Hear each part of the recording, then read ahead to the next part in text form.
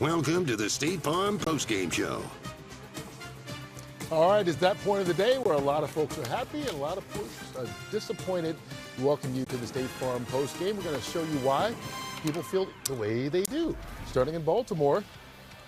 There's Ray Lewis on the right, great linebacker for the Ravens, and of course Tom Brady, our big-time broadcaster, Hall of Fame to be. There is a nice job by Stafford. Finally, his tight end Higbee in the flat for a touchdown of 8 yards. Rams going to win this game 17-3 as the Lamar Jackson, their quarterback, still out. Go through the bye week. Maybe they'll get him back. He has a bad hamstring. 17-3. It is Los Angeles over Baltimore. Yeah, and so the Rams get the win. Baltimore drops to 1-5 on the year. We'll talk more about that in a bit, but right now let's check in with Aaron Andrews, who spoke with Matthew Stafford after the win.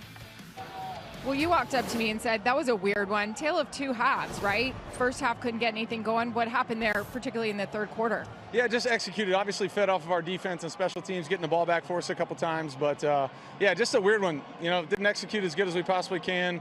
Missed some opportunities to score touchdowns down the red zone, but found a way to win, which is what matters the most. Talk about the win, though, because you came up and mentioned it a little bit. We were wondering if it was affecting you guys. It was a little bit, yeah. I mean, it was moving it around. I think punts and kicks probably even a little bit more than, you know, us throwing it. But, shoot, we came away with a win, got it done, and did enough to get it done. All right, your daughters were behind me the whole game. They said I should ask you, what is your favorite color? That's the most pressing question I have for you. Yeah, I mean, I'm going to go with blue. You know, that's what I'm going with. It was great to see them. I'm happy they were there. It was a lot of fun. Thanks, Matthew. Appreciate it. Bye. All right, Matthew Stafford alluded to it, too. This Rams defense played so well today, giving up only 3 points. Nate Landman had 17 tackles and a big forced fumble. And you know what that earns you? Not only an interview, but an interview with Tom Brady as the LFG player of the game. Nate, congratulations. You're the LFG player of the game. You had a career-high 17 tackles today, 14 last week against the Niners.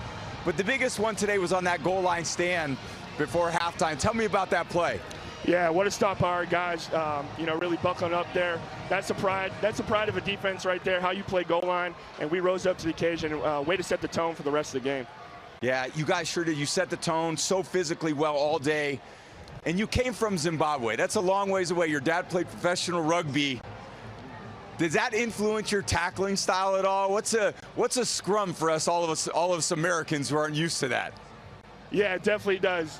You know, something that we worked on growing up. I played rugby in high school, and just something that, you know, he taught me and something I've worked on since being a kid and playing this game for so long. Yeah, keep making it happen. And Kevin, my partner, and I, we had a fun time up here calling you Landman, but we said no, the name is Landman from here on out. That's how we're going with your last name. Do you prefer that, or do you want something different? You know, it goes back and forth. I don't mind it. I like the Landman. That's what they call me around here. So I love it. I'm rolling with it. All right, you're the Landman to us. Congratulations. Great win on the road. We'll see you soon. Thank you, guys. Big road win for the NFC team from Los Angeles. How about the AFC squad from LA? Nice day for Justin Herbert. 2 touchdown passes for him. Tua Tagovailoa of Miami, 1 touchdown for him. He finding great tight end Waller wide open for the touchdown. A 7-yarder, 27-26 it is. Miami on top of the Chargers by 1. 9 seconds left, and Cameron Dickers nails this 33-yard field goal as the Chargers go on to beat the Miami Dolphins 29-27. Aaron Rodgers, 2 touchdown passes on the day, 235 yards. Nice day for him. Steelers defense was also outstanding. Double move, there it is to DK Metcalf. 4 receptions for 95 yards and a touchdown as Steelers go on to beat Cleveland 23-9 at home. And then the Cowboys are at the Carolina Panthers. Rico Dowdle, 200 yards rushing last week. He has 183 rushing on this day, but a fine job. Bryce Young out, finds Dowdle for a 36-yard touchdown. Bryce Young, 3 touchdown passes on the day. And then with 3 seconds left, Ryan Fitzgerald nails this 33-yard field goal. Panthers win this football game over Dallas, 30-27. Yeah, Rico Dowdle, 183 yards rushing, 239 total yards. Second straight week he's gone over the 200-yard mark from scrimmage. And just moments ago, he spoke with Pam Oliver. Well, Rico, just a phenomenal day. I haven't seen like that in a very long time. Tell me what it was like. You told them to buckle up. Maybe they didn't hear you because it was sweet how you did your thing. Yeah, like I said, those guys, got to give credit to those guys up front again. We came out, we had a good scheme and a game plan going against them. And yeah, the guys opened it up, allowed me to just keep getting through. And we got the win. That's the main thing. I wanted to beat them, so came out here and got the win. But all credit to those guys up front. You admitted it right there. You did want to beat that team, your former team. I said you just admitted it. You did want to beat your former team. Just tell me how much energy you put into that and how much determination went into that. Oh, yeah, like I said, definitely wanted to get that win. But, yeah, I was out there just fighting through it, even when I was tired, just knowing I had to stay out there for my team and give them all like it got every bit of me. And like those guys up front, we all was a team effort. You know, offense, defense, special teams, defense held up, special teams made their tackles and things. But, yeah, it was a great team effort and definitely want to get that, proud to get that win. And when I talked to you during the week, you talked about the chip on your shoulder and how it's propelled you throughout your career. Is this an example of that? You know, you might count me out, but don't do that. Oh, yeah, for sure. Like I said, I always had a chip on my shoulder since the day I stepped in the NFL, just with being undrafted and things like that. But, yeah, I would definitely say today is an example, just out there running hard and, yeah, just playing with that chip on my shoulder. Got to keep it going. It's on to the next. Appreciate it, Rico. Thank you. Have a good one. Hey, and don't look now, but the Carolina Panthers have won 3 of their last 4 and all of a sudden seem to get things going. We talked about Dowdle, 200 yards from scrimmage 2 weeks in a row. Howie, he told the Cowboys, his former team, 5 seasons there, look out, I'm coming at you this week. Not only did he tell them, he told them he was coming physical and angry and get prepared for it. And Michael and I were just talking. Somebody does that. The one thing you're not going to do is you're not going to run the football. You might throw for 5 touchdowns, but you will not run the football. And they did. And after a glimmer of hope last week by the Dallas Cowboys defense, it all kind of went away. And, you know, Dak had a good day, Pickens had a good day, but it just goes to show you that that offense can't score enough points. They have to be in the 30s to compete because the defense is so bad. Well, you know, Bryce Young, I mean, we could say all those other names that people are all excited about. This guy, the first overall pick in the draft, criticized because compared to the guy in Washington who had the big year. But for this young man to keep his confidence, to play the way he's playing right now, 3 touchdown passes today, 1 interception. I mean, to beat this Cowboys team who has so much talent, I give Bryce Young a lot of credit just for hanging in there and being this tough young man that he is mentally and physically. And Rico Dowdle, first undrafted player since 1970 with back-to-back 200-plus yard scrimmage yards in a game. I mean, it's just really amazing there in Carolina. It's fun to see when you don't really know who's going to win. And we sit up here and we pick and you just really don't know. I like to see the underdogs winning. Yeah. It's great to see McMillan get a touchdown, too. He got 2 today, yeah. You know what I mean? That's always big. Let's jump over to the are we going to the Rams? Yeah, Baltimore and the Rams. Go ahead. Let's do the Baltimore Rams. Look, you got to tip your cap to the Rams defense. The goal line stand, the 3 takeaways, they were huge for the Rams, but there's still some concerns going on that organization. The special teams, they've missed 6 field goals this year. That's going to hurt them going down the road. And then also their offense, once Puka Nacua got hurt, it seemed a little like it was hard to get yardage. But young defensive line versus getting the ball off of the Ravens left and right, that's how you're going to have to go on the road. And it's always great to get back in the win column after losing 2 in a row. Well, if I'm Baltimore, I got to be excited because we did get Derrick Henry going today with 120-something yards rushing. That's huge for them. And because of their running attack, it seemed like their defense. I thought Baltimore's defense played excellent today, limiting. And now they get the bye. And then they get Jackson back. And the schedule gets much easier over the next 4 or 5 weeks, and that helps them. And the loss to Houston, the loss to KC, both teams that they could possibly, from a wild card standpoint, be competing with, that hurts. But you have to hope that Pittsburgh stumbles and they kind of pick up the pieces here, get healthy on defense, maybe. This defense gets a little bit of momentum going. Well, you better hope that you still feel like you're in it. Yeah, are they? I mean, they're 1-5, and we showed the schedule. Pittsburgh won again today. I'll tell you right now, but when you're 1-5, Kurt, and guys lose confidence, guys just say, hey, we only got so many left. Look at our schedule. Look at the other teams around us. You just need to hope that the guys in that locker room keep their confidence and really, truly believe they have a shot. But they did look tougher. Yes. And that's what we're used to seeing from the Baltimore Ravens. How do you be tough? You got to be able to run the football, stop the run. They only gave up 75 yards. Henry had 124 yards, and they did well in the kicking game. So They got good things today out of their team. Once Lamar comes back. Quarterback. Once Lamar comes back, it could change the picture. So I wouldn't lose my confidence if I'm Baltimore. Yeah, I thought Huntley came in and played well in the second half. So, maybe if Jackson isn't able, then Huntley would start the next game. But, I mean, we all sit here and we go, when Lamar comes back, I love that thought because I think Lamar is a dynamic MVP. Could have been last year easily, too. But they were losing with him earlier in the season. Yeah. The defense wasn't playing well. So I don't think you can put all that pressure on Lamar to say, well, he comes back, we're going to win games. That's not fair to Lamar because this is literally the team as a whole has not played well. When you have a window, and I think our fans know this, there is a window. When you have 5 or 6, maybe even 7 years of greatness, but you never get to the Super Bowl, then all of a sudden you're wondering, well, why are they struggling at 1-5? But even Lamar was playing well. Sometimes, folks, that window starts to close a little bit. Talent gets a little tired. Now you got to refresh everything. The defense hasn't been the same since Mike McDonald left. Yeah. That was 2 years ago. Last year, it was issues in the secondary. They made some switches and ended up being a top 10 defense at the end of the year, but they really struggled, particularly in coverage. A lot of blown miscommunications. This year, it's just been a collapse. I mean, when you lose the interior defensive front, it has a ripple effect. It impacts the secondary. They have no pass rush. It's just you could spend all day figuring out what's wrong with Baltimore. Yeah. But they do get the bye, and then they come back, and the schedule softens up a little bit. So we'll find out how they go from there. When we come back, we'll talk about the rest of this Sunday, including the Jaguars and Seahawks. Speaking of Mike McDonald, they aired it out down in Jacksonville.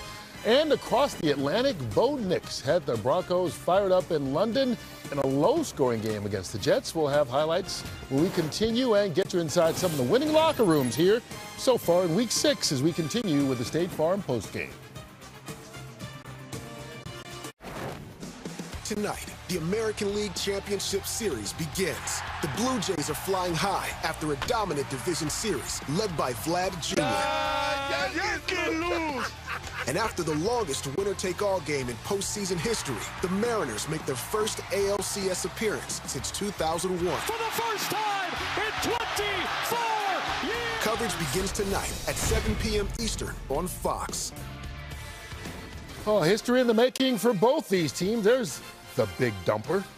Maybe the best nickname in all of sports. MVP candidate Cal Raleigh trying to lead Seattle into battle as they take on the Toronto Blue Jays tonight in Game 1 of the ALCS. You didn't like that nickname, Michael? What, the Big Dumper? Yeah. I don't know if that's the best nickname. I mean, it's one of the best. Hey, what do you think? Would you like Booger McFarland better? I'd rather be a booger than a dumper. I don't think so. I'm sorry. Hey, Booger. All right, let's get back to the highlights here and check in with Seattle taking on Jacksonville. Seattle heading down to Jacksonville. Sam Darnold on this day will throw for 2 touchdowns and 295 yards passing. Beautiful throw here as he finds Cooper Kupp and back deep in the end zone, 11-yard touchdown. That's the first touchdown for Kupp as a Seahawk as Seattle goes on the road to beat Jacksonville 20-12. Yeah, and Seattle takes business. Sam Darnold hooked up with Jackson Smith and Jigba. 8 catches, 162 yards. A nice day for Darnold, who gets another win and a conversation with Sarah Kustok. Sam, congratulations. First off, you guys are coming off of a challenging loss last week and put the pieces together. Yep. Give us your perspective on how this all came together. Yeah, I think, first of all, it was a total team win. I feel like on offense, we kind of had a lull there in the second half, but our defense, our special team picked us up per usual. So, we're excited to get out of here with a win. We'll look at the tape and get better from it, but we're excited to come out of here with a win, like I said. I know you've talked about building and also connecting with your receivers, and you had some deep plays, some big plays. What has been that process like of evolving, and how did you see it coming to fruition today? Yeah, I mean, first of all, it just starts with all the work that we put in, really Monday through Saturday. And, that's a credit to the guys in that locker room, just all the work that they put in. Again, we played a really good team in Jacksonville today, but, it was just such a great effort by all of our guys. How do you describe this team's identity at this point?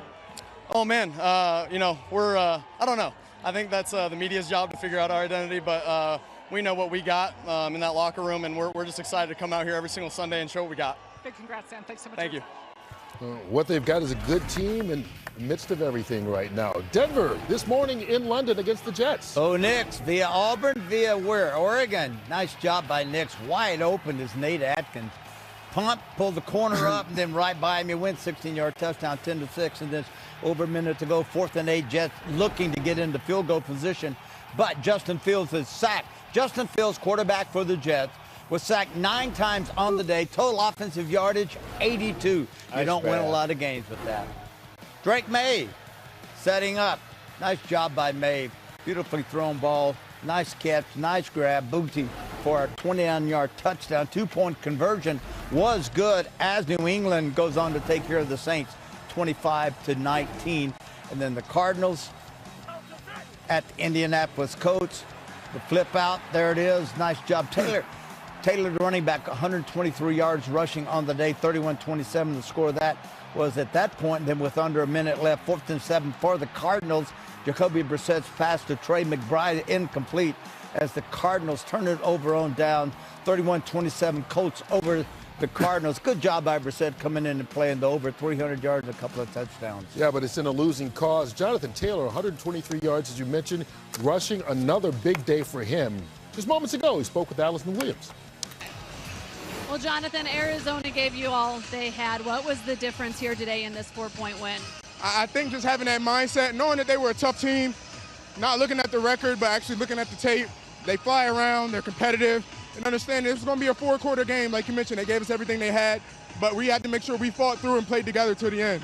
Coach Steichen always talks about pass to score, run to win. How was that demonstrated here today? I think it just showed the way that we continue fighting, scratching, calling. Then when it came down to the end, we had to be dominant on the line of scrimmage. 5-1 to start the season. How's that sound? It sounds amazing. We know we've worked for it. We prepared for it in the summer, but we understand we got to keep proving it every Sunday. Thank you, JT. Thank you very much. All right, our State Farm moment of the day goes to Rico Dowdle. We mentioned it earlier. 239 yards from scrimmage, 183 on the ground. Back-to-back games with over 200 scrimmage yards earns him our State Farm player of the game. A big win for Carolina, taking care of the Dallas Cowboys. All right, let's get back to Indy and Michael. 5-1, their best start since 2009. That was the year they won the Super Bowl. Well, you know, it's funny. Someone said during the broadcast, one of our broadcasters said, it's not like a fluke anymore. They're real. They're real.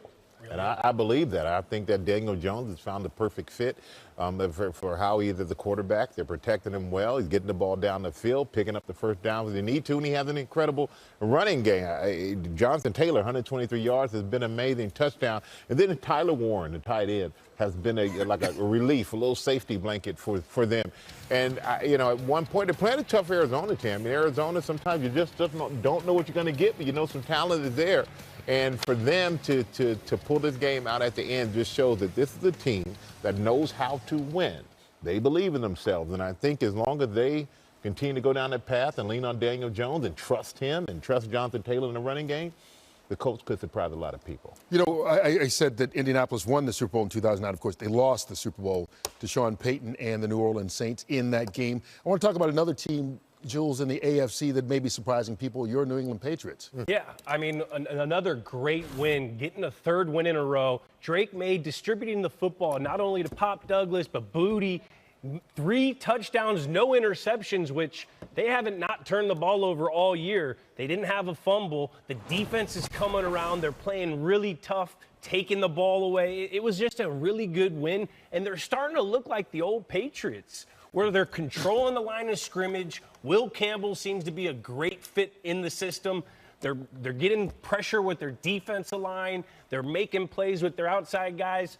And also Drake May, once again, he's just distributing the football, making a couple plays here or there with his legs, and it's been really nice to watch. Like Vrabel. How about Vrabes? I mean, he's kind of like a Belichick and a player put together. With a better personality. With a better person. Yeah. I don't know. Yeah. I don't want to get zapped. So let me ask I'm not going to that one. Can they legitimately challenge Buffalo in the AFC East? They beat them. But, I mean, in the long run. I think Buffalo beat Buffalo a little bit in that game. No question. I think in the long run, no. I think they match up well. If they continue to run the football with Ramondre Stevenson and not turn the ball over, Buffalo struggles stopping that run. And once it gets cold in that part of the country, in Buffalo, in New England, it's hard to tackle. And they got a small secondary that hasn't been able to tackle very well. And the one thing I like about about New England is that they're young, they're fearless, obviously. Vrabel's given them that, and they're winning. And you win, and next thing you know, that young football team starts believing, ooh, we can beat anybody we play, and we've already beaten Buffalo in Buffalo, right? Now we get them at home. So they matched their win total for last year already. Talk about winning on the road, Howie. Seattle, they've won 9 straight games on the road, 10 of 11 since McDonald became the head coach. But this was a big one against a good team coming off a loss. Yes, and I think, it's Sam Darnold is the guy now, and I think they believe in him. And I think last week, the untimely interception at the end of the game last week was unfortunate, but up until that point, he's going toe-to-toe with Baker Mayfield. And he goes on the road, and, they're struggling on third down. They had kind of a little bit of a lull there. But the explosive plays, Njigba, and Jules guy, Cooper Kupp. Cooper Kupp and the tight end had an explosive play. It was that kind of a game, and their defense, I thought, played well, particularly in third and second, putting them in third and long situations, forcing them out of like a 3rd and 3 on the 40. It turns out to be a 3rd and 15 on the 40. So it was a kind of game where they never got comfortable, the Jaguars, in the second half of the game when they needed to, and they needed to mount a kind of a comeback. And I think it's a huge win for them on the road. And defense. Are you talking about my Jules? A.J. Barner? Yeah. Look at that callback. I like you, Hal. Thanks. Okay. And, Trevor Lawrence was sacked 7 times, by the way. That's some great defense by Seattle. I tell you, I was surprised. I told you, I said, when Darnold went up to Seattle, I went, I wish he would have stayed in Minnesota at least one more year. At least one more year. Why? And then because he was so good in that offense. But he wasn't going to be the guy. I didn't know what to expect going to Seattle. Two things. Two things. That's the deal. They had drafted their guy. Yeah. And the second thing was their offensive line fell apart at the end of the year, and they got mauled on offense. Yeah. And I think they kind of pinned it on him. Yeah. Well, I'm glad he went to Seattle. Then. Yes. Not that you the put thing it is, like you look that. at, we were talking about it earlier as we're sitting here watching that post-game interview. You realize he is young still. Right. He's still 20-something years old. He was 20 when he came out. Yeah. People forget that but drafted by the Jets. Yeah, and trust me, How many teams now? 4? 1, 2, 3, 4. Yes. 4 teams he's been with. But you know what it's like? Okay, when he left it, but you can be 4, as Kurt would like to say. It can be 4 teams, but it was like he left the Jets and he just kind of had to just hang in there and rebuild himself. It wasn't like he went to another team. His talent was gone. I think his confidence maybe needed to be built back. But he went to the right teams. And then last year, being in Minnesota, built his confidence back up. He gets his big contract in Seattle, and now he has a good team in JSN. I'm going to say it like that. Yes. The wide receiver there for him, and I just think that this guy has been a show of persistence and just hanging in there until you get your right opportunity that fits you, and he's in that spot right now. I think they're happy with the guy they got. Yeah, and they think it's a big upgrade, and I think it is too. And this is his 5th team.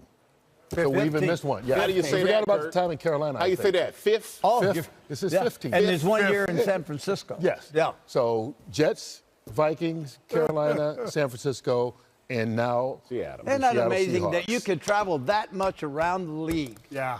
And now be playing to all-pro caliber. But I would tell you this. 2 years in a row. Wherever you play, unless you want to live there for the rest of your life, don't buy a house. Where'd that come from? All right. Because he always moving, man. Okay, I get it. All right, brought it home. Thank you very much, Michael. When we come back, we'll get inside the locker rooms around the National Football League and catch you up on the late games. Much more coming your way here on the State Farm Post-Game Show as we get you all ready for Game 1 of the ALCS tonight. Vladimir Guerrero Jr. bringing that big bat into Game 1 as the Blue Jays take on the Mariners. Drag racing. Like football, your uniform needs to be sharp, ready for action. Both are games of inches, driven by speed and determination, and you always need your helmet. It's time to fire the engines and feel the rush. The Texas Fall Nationals, coming up next on Fox.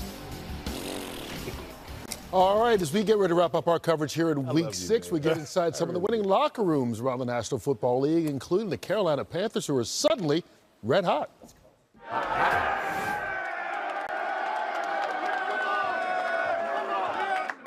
Rico Dowdle. Hey now.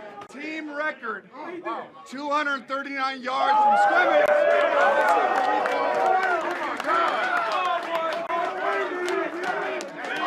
Ninth all time in pass yards, passing Dan Marino, Matthews. And most Rams tackles, all right, in history in one game, Nate Landman.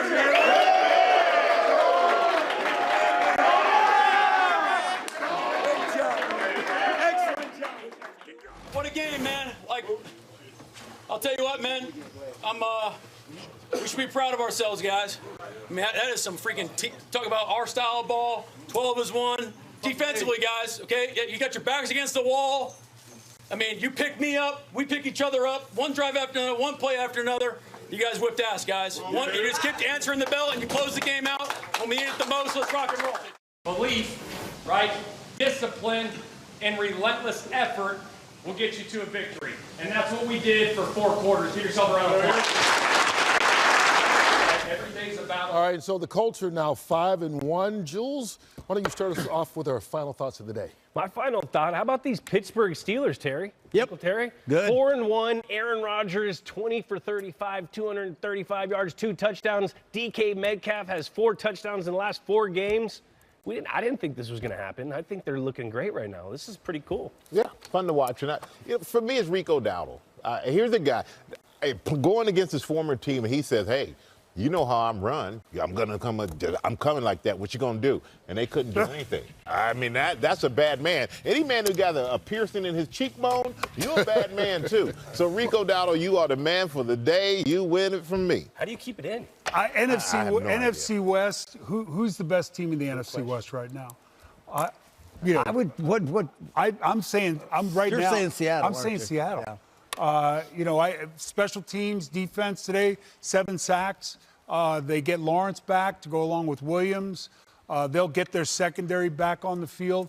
They'll be even better on defense. That offense Darnold is the real deal. You know, I had an opportunity to spend some time with Drake May, he and his fiance, and I enjoyed the heck out of him. I just absolutely fell in love with this guy. Such a cool dude. And today, 3 touchdown passes. They've now, New England won 3 in a row. It's fun to watch, and he's a good guy. And everybody needs to know this. We got some nice folks out there. Where are you hanging out with Drake May? Let me tell you what I do in the offseason. I go from city to city talking to players and general managers, not to mention all my months and weeks of film and tape study. You know what I need to do? I need to lean back because your nose is growing. Don't poke me in the eye. Pinocchio is right over here. Last week. Hey, here's a nugget of truth. This was Julian Edelman's first postgame show with us. Great job, Nice job, Bird.